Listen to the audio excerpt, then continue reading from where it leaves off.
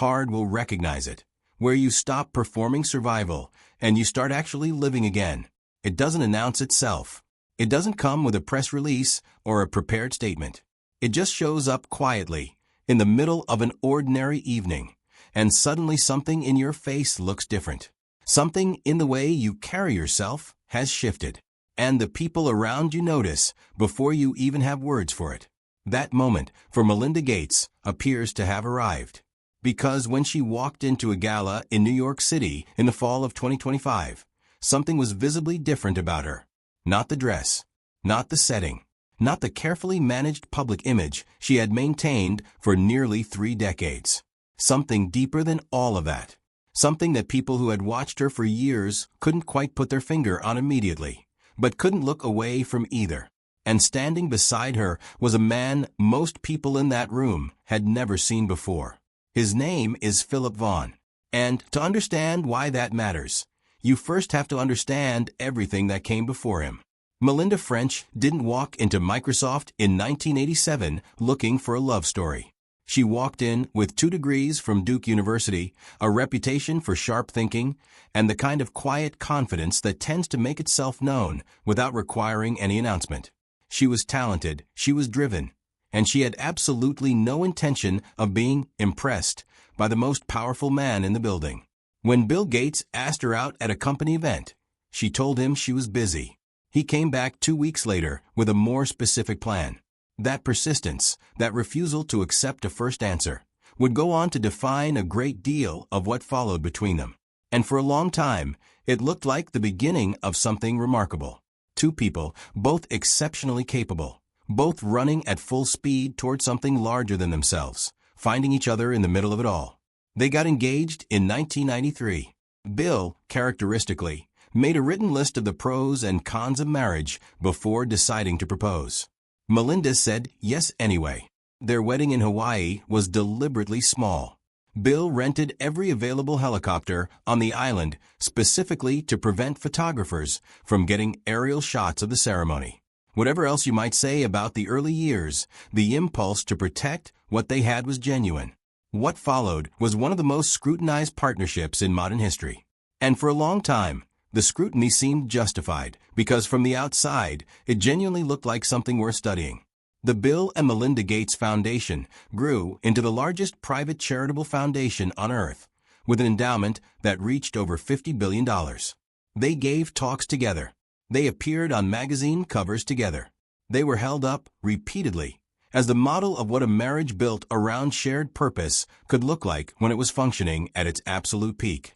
But there's a version of that story that the covers didn't tell. And it matters. Because Melinda wasn't a ceremonial co-founder. She wasn't the name on the letterhead who smiled at the cameras while someone else made the actual decisions. She was the operational force behind the foundation's most consequential strategic choices. It was Melinda who pushed the organization toward global health as a central priority. It was Melinda who insisted on vaccine distribution in the developing world when the money could have gone almost anywhere else. It was Melinda who drove the foundation's work in sub-Saharan Africa and South Asia, particularly its commitments to maternal health and girls' education. Former foundation staff have described her not as a symbolic co-leader, but as someone who genuinely understood program design, who held people accountable for outcomes, who negotiated her priorities, sometimes against internal resistance. She wasn't the face of the check. She was the person who decided what the check was actually for. Bill brought the capital and the profile. Melinda brought the framework. That distinction matters enormously when you try to understand what she gave up and what she walked away from when the marriage ended. Because she wasn't walking away from a secondary role she had been assigned. She was walking away from work she had built from the inside out. And she did it anyway. The cracks didn't announce themselves. They accumulated. Melinda has spoken, carefully but honestly, about the experience of knowing something was wrong long before she was able to name it clearly. That gap between sensing that something has gone irreparably off and having the language or the evidence to actually say so is one of the quieter, more devastating aspects of what she went through. The Epstein situation became something she could not set aside. Bill Gates met with Jeffrey Epstein not once, not twice, but at least 6 separate times over the course of roughly 2 years. Melinda had told him directly that the association was dangerous. She had told him that Epstein was not someone Bill could be connected to without serious consequences. Bill continued the meetings anyway. Melinda later described Epstein as evil personified and said those meetings gave her nightmares that stayed with her long after they ended. The man she had built her adult life with had heard her concerns clearly, understood them fully, and continued regardless. That experience of being dismissed, of raising something serious and having it set aside, is not a small thing inside a marriage. It is a kind of moment that reshapes the ground beneath your feet without you fully realizing it at the time. Then came the affair. In 2019, reporting emerged that Bill had been involved in a relationship with a Microsoft employee, a relationship that had begun in the year 2000. The same year Melinda gave birth to their 3rd child. The relationship had continued for an extended period. Melinda found out when the rest of the world did. There were also other details that emerged in the period around the divorce. Patterns of workplace conduct that pointed to something more systemic than a single incident. And underneath all of it, there was a quiet, long-standing arrangement that had never been fully secret, but had always been a point of tension. Bill's annual week-long vacation with his former girlfriend in Windblad, a tradition he maintained every year, including throughout his marriage to Melinda. Melinda had reportedly agreed to it, but agreement and genuine comfort are 2 very different things. And this was one of several concessions that, looked at together, painted a picture of a marriage operating on terms that were not equally negotiated. Each new revelation wasn't arriving in isolation. It was landing on top of everything Melinda had already been quietly carrying for years. Carefully worded, it said they had made the decision after a great deal of thought and work on the relationship. It was corporate language applied to something that was anything but corporate. The reality of what came after was something Melinda has described with an honesty that is still rare for someone in her position. She talked about lying on the floor of her room, unable to move. She talked about panic attacks, severe enough that she genuinely wasn't sure she would come through them intact. 27 years of a shared life, even a life that had become something you needed to leave, doesn't dissolve cleanly. The end of something that large carries its own specific kind of grief, regardless of how valid the reasons for ending it are. She leaned on a small group of close friends, people who had known her before the Gates name had defined her publicly. She went hiking. She took long stretches of time without an agenda. She sat still without producing anything, which, for someone who had spent 25 years running one of the most active philanthropic operations on Earth, turned out to be a particular and unfamiliar kind of difficulty. She went to therapy, not as a passing reference in an interview, but as a serious and central part of how she rebuilt herself during that first year. She described having to relearn what her own preferences actually were, separate from the rhythms of someone else's life, separate from the demands of the marriage, separate from the public expectations of who Melinda Gates was supposed to be. That question, what do I actually want for myself, not for the foundation, not for the marriage, not for the image, turned out to be harder to answer than she had anticipated. And the fact that it was hard is its own kind of information about how little space there had been for that question inside the life she had been living. She also showed up fully, visibly, genuinely for her children during this period. Her eldest daughter, Jennifer, married equestrian Nail Nasser in October of 2021, just months after the divorce announcement. Melinda was there. She was present and composed and focused on her daughter. The ability to hold your own grief and still show up completely for someone else is not a small or ordinary thing. The people who saw her during that period noted that she managed both without collapsing either. Stock to Melinda on the first day alone. That figure made headlines. What received considerably less attention was the decision she made 3 years later, the one that was arguably more significant. In June of 2024, Melinda formally resigned from the Gates Foundation, the organization she had spent 25 years helping to build from concept into the largest private charitable foundation in the world. She walked away from the endowment. She walked away from the joint legacy. She walked away from the Gates name above the door. Some observers described it as a loss. Melinda appeared to see it as something closer to a necessary severance, the final, definitive separation between who she had been inside that marriage and who she was going to be outside it.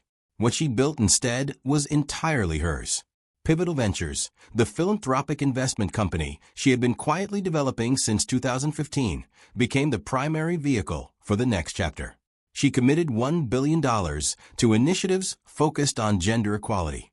She committed a further $1 billion to reproductive rights and women's health organizations globally, an area where she and Bill had long navigated tension, given the Gates Foundation's historically cautious public positioning on the subject. This was Melinda, free of that constraint, saying plainly and publicly where she actually stood. The structure of Pivotal Ventures was also a deliberate choice. It operates at a scale that allows her to move quickly, to make decisions without the layers of consensus that a $50 billion institution demands. In 2023 alone, Pivotal made investments across more than 200 organizations working on paid family leave policy, childcare access, and closing the persistent gap in venture capital funding that disadvantages women-led businesses. The work is hers to define. The accountability is hers. The vision is undiluted by anyone else's priorities. She also wrote a book. She called it The Next Day, not a memoir of the marriage, not an account of what went wrong or who was responsible. The next day, the one after the hardest thing you've ever faced, and every day that followed it. The title tells you everything about where her attention actually is. Not backward, forward. The Melinda who appeared in public during this period looked noticeably different from the one who had stood beside Bill for 27 years. The visible tension that had settled around her in the later years of the marriage was gone. She laughed more easily. She spoke about her own choices with a directness that hadn't always been accessible to her before.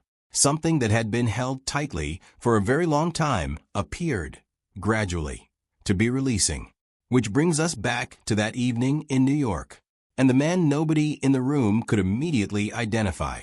Philip Vaughn is 48 years old, 13 years younger than Melinda. He runs Tavor, a Seattle-based craft beer delivery company that connects small, independent, artisan breweries with customers who want something beyond what the standard grocery store carries. It is a business built on genuine enthusiasm for a product, not on scale or influence or the accumulation of power or a seat at a table where world leaders debate the future of global health. It is, by almost every available measure, the opposite of the world Melinda had inhabited for nearly 3 decades. But here is the detail that makes the whole story land differently. Philip Vaughn worked at Microsoft from 1999 to 2008, 9 years. The same company where Melinda French was a rising star when Bill Gates first noticed her. The same campus, potentially the same hallways. He left Microsoft in 2008 to build something of his own, something smaller, something personal, something driven by actual passion rather than ambition on a civilizational scale. And years later, that's exactly who Melinda chose.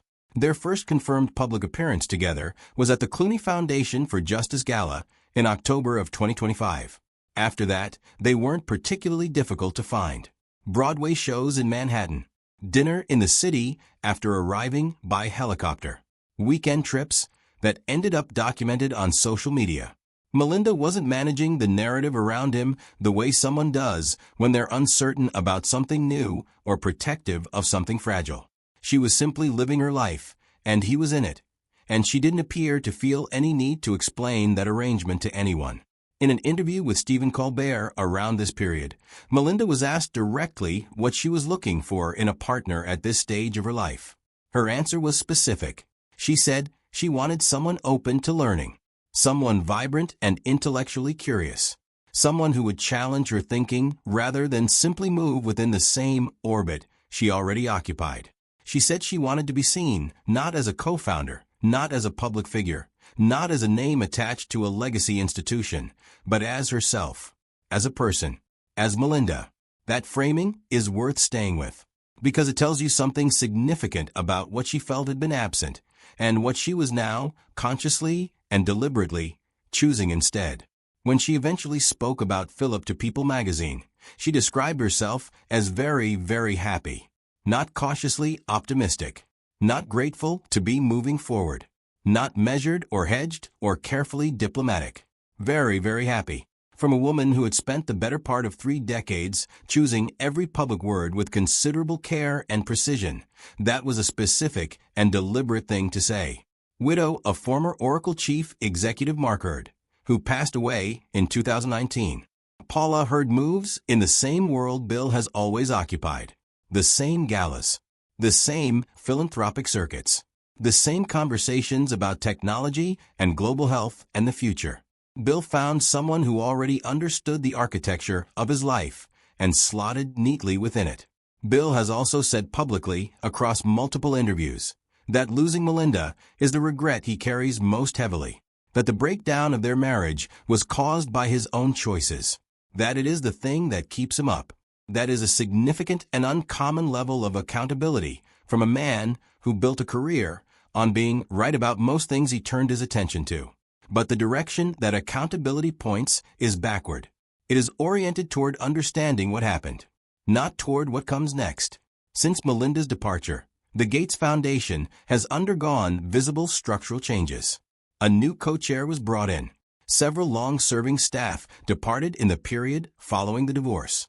Observers who covered the foundation closely during the years when both Gates were actively involved have noted that something in its sense of purpose has become harder to articulate clearly. The specific vision that gave the foundation its identity, particularly at the intersection of gender, health, and systemic inequality, was Melinda's contribution in ways that are now more visible in her absence than they ever were when she was actually present. It is a particular kind of revelation to discover that the thing holding a structure together was not the person whose name was on the front of it. Melinda, for her part, has never used any of this as an opportunity to settle scores publicly. She didn't name the Microsoft employee. She didn't describe arguments in detail. She didn't frame her book or her interviews as acts of retaliation. When difficult questions came, she answered with composure and moved on toward the work she was doing, the life she was building, the choices she was making entirely for herself. Philip Vaughn, by every available account, is someone who sees Melinda clearly, without needing her to be the co-founder of the world's largest charitable foundation. Someone who built something of his own from genuine interest, rather than from the need for scale or recognition. Someone who left the Microsoft world behind and made something entirely different with what he knew and what he cared about. There is a version of that story that rhymes with Melinda's own in ways that are probably not coincidental.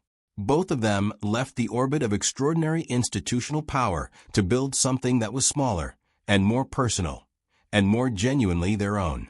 Both of them chose a different kind of life than the one the Microsoft years had seemed to be pointing toward. What Melinda told People magazine was not a prepared statement filtered through a publicist. It was a description of how she actually felt at 61 years old, 3 years after one of the most documented divorces of the decade, standing beside a man who runs a craft beer company out of Seattle and once walked the same hallways where her story first began. Very, very happy. Melinda Gates spent 27 years helping to build an institution that carried someone else's name. She shaped its direction, negotiated its priorities, held its people accountable, and gave it much of the philosophical backbone that made the world take it seriously. She did all of that while maintaining a public image of seamless partnership, even when privately, the ground beneath that image had become something quite different. Then she walked away.